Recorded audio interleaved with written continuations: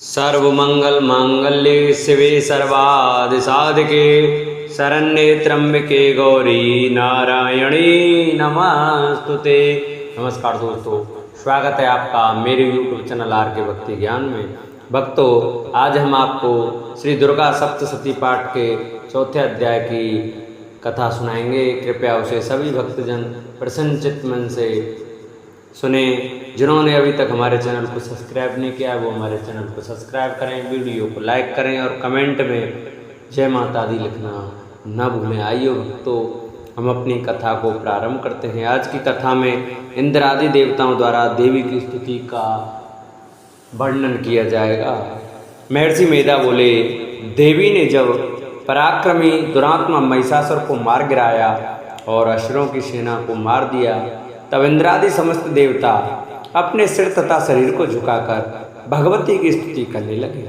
जिस देवी ने अपनी शक्ति से यह जगत व्याप्त किया है और जो संपूर्ण देवताओं तथा महर्षियों की पूजनी है, उस अंबिका को हम भक्तिपूर्वक नमस्कार करते हैं। वह हम सबका कल्याण करें। जिस अतुल प्रभाव और बल का वर्णन भगवान विष्णु, शंकर और ब्रह्मा जी भी नहीं कर सके, वही चंडिका देवी इस संपूर्ण जगत का पालन करें और अशुभ भय का नाश करें। पुण्यात्माओं के घरों में तुम स्वयं लक्ष्मी रूप हो और पापियों के घरों में तुम अलक्ष्मी रूप हो और सत्कुल में उत्पन्न होने वालों के लिए तुम लज्जा रूप होकर उनके घरों में निवास करती हो। हम दुर्गा भागवती को नमस्कार करते हैं। हे देवी, इस विश्व का पालन करो। हे देवी, हम तुम्हारे अचिंत्य रूप का किस प्रकार वर्णन करें। असुरों का नाश करने वाले भारी पराक्रम तथा समस्त देवताओं और दैत्यों के विषय में जो तुम्हारे पवित्र चरित्र हैं, उनका हम किस प्रकार वर्णन करें। हे देवी, त्रिगुणात्मिका होने पर भी तुम संपूर्ण जगत की उत्पत्ति का कारण हो। हे देवी, भगवान विष्णु, शंकर आदि किसी भी देवता ने तुम्हारा पार नहीं पाया। तुम सबकी आश्रय हो। यह संपूर्ण जगत तुम्हारा ही अंश रूप है, क्योंकि तुम सबकी आदिभूत प्रकृति हो। हे देवी, तुम्हारे जिस नाम के उच्चारण से संपूर्ण यज्ञों में सब देवता तृप्ति लाभ करते हैं, तुम तुम ही हो। इसके अतिरिक्त तुम पितरों की तृप्ति का कारण हो, इसलिए सब आपका श्रद्धा कहते हैं। हे देवी, वह विद्या जो मोक्ष को देने वाली है, जो अचिंत्य महाज्ञान स्वरूपा है, तत्वों के सार को वश में करने वाले, संपूर्ण दोषों को दूर करने वाले, मोक्ष की इच्छा वाले मुनिजन जिसका अभ्यास करते हैं, वह तुम ही हो। तुम वाणी रूप हो और दोष रहित ऋग और यजुर्वेद की एवं उद्गीत और सुंदर पाठों के पाठ वाले सामवेद की आश्रय रूप हो। तुम भगवती हो। इस विश्व की उत्पत्ति एवं पालन के लिए तुम वार्ता के रूप में प्रकट हुई हो और तुम संपूर्ण संसार की पीड़ा हरने वाली हो। हे देवी, जिससे सारे शास्त्रों को जाना जाता है, वह मेधा शक्ति तुम ही हो और दुर्गम भवसागर से पार करने वाली नौका तुम भी हो। लक्ष्मी रूप से विष्णु भगवान के हृदय में निवास करने वाली और भगवान महादेव द्वारा सम्मानित गौरी देवी तुम ही हो। मंद मुस्कान वाले निर्मल पूर्ण चंद्र बिंब के समान और उत्तम स्वर्ण की मनोहर कांति से कमनीय तुम्हारे मुख को देखकर भी महिषासुर क्रोध में भर गया। यह बड़े आश्चर्य की बात है। और हे देवी, तुम्हारा यही मुख जब क्रोध से भर गया तो उदय काल के चंद्रमा की भांति लाल हो गया और तनी हुई भौहों के कारण विकराल रूप हो गया। उसे देखकर भी महिषासुर के शीघ्र प्राण नहीं निकल गए। यह बड़े आश्चर्य की बात है। आपके कुपित मुख के दर्शन करके भला कौन जीवित रह सकता है। हे देवी, तुम हमारे कल्याण के लिए प्रसन्न हो। आपके प्रसन्न होने से इस जगत का अभ्युदय होता है और जब आप क्रुद्ध हो जाती हो तो कितने ही कुलों का सर्वनाश हो जाता है। यह हमने अभी अभी जाना है कि जब तुमने महिषासुर की बहुत बड़ी सेना को देखते देखते मार दिया है। हे देवी, सदा अभ्युदय प्रताप देने वाली तुम जिस पर प्रसन्न हो जाती हो, वही देश में सम्मानित होते हैं। उनके धन यश की वृद्धि होती है, उनके धर्म कभी शिथिल नहीं होते और उनके यहाँ अधिक पुत्र पुत्रियां और नौकर होते हैं। हे देवी, तुम्हारी कृपा से ही धर्मात्मा पुरुष प्रतिदिन श्रद्धा पूर्वक यज्ञ करता है और धर्मानुकूल आचरण करता है और उसके प्रभाव से स्वर्गलोक में जाता है, क्योंकि तुम तीनों लोकों में मनवांचित फल देने वाली हो।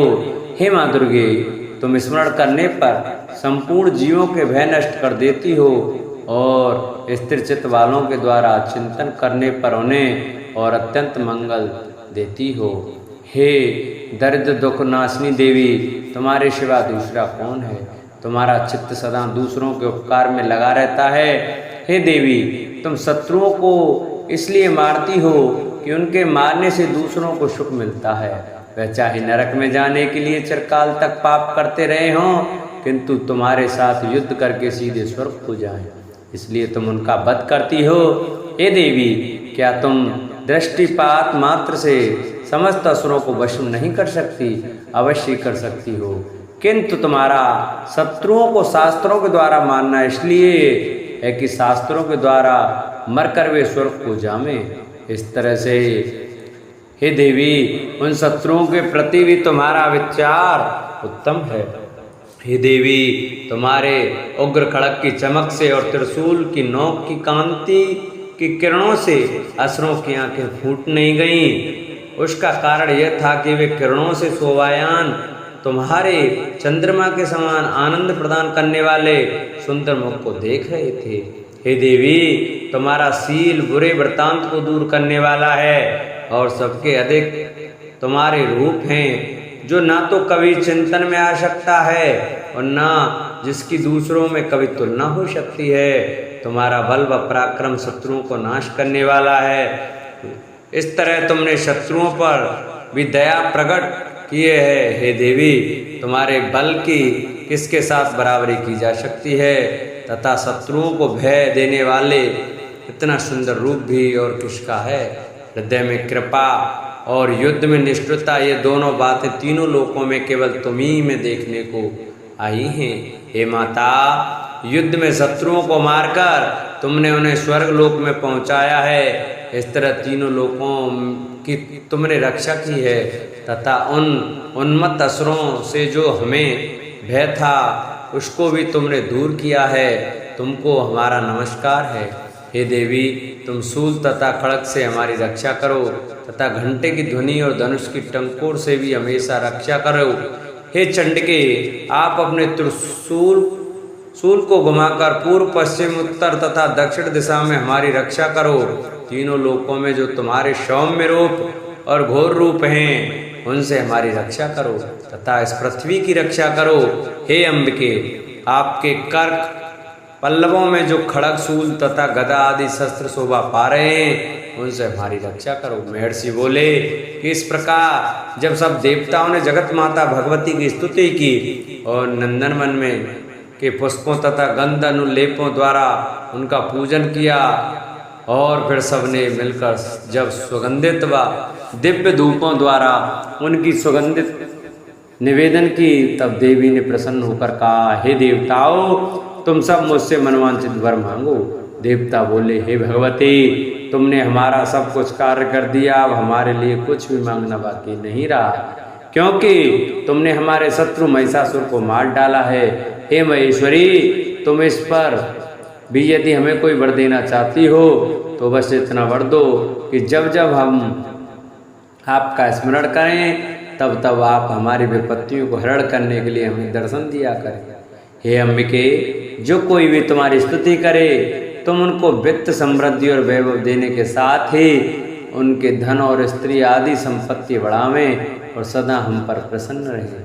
महर्षि बोले, हे राजन, देवताओं ने जब जगत के लिए तथा अपने लिए इस प्रकार प्रश्न किया तो बस तथास्तु कहकर देवी अंतर्धान हो गई।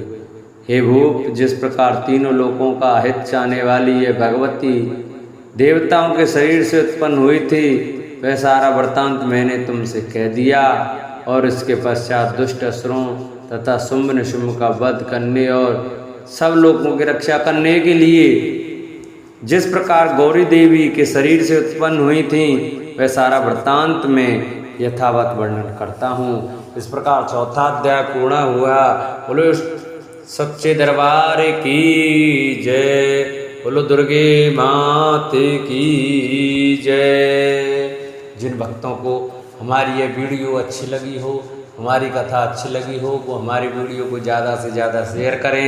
जिन्होंने अभी तक हमारे चैनल को सब्सक्राइब नहीं किया है वो हमारे चैनल को सब्सक्राइब करें, वीडियो को लाइक करें और कमेंट में जय माता दी जय शेरावाली की लिखना न भूलें। बोलो सच्चे दरबार की जय।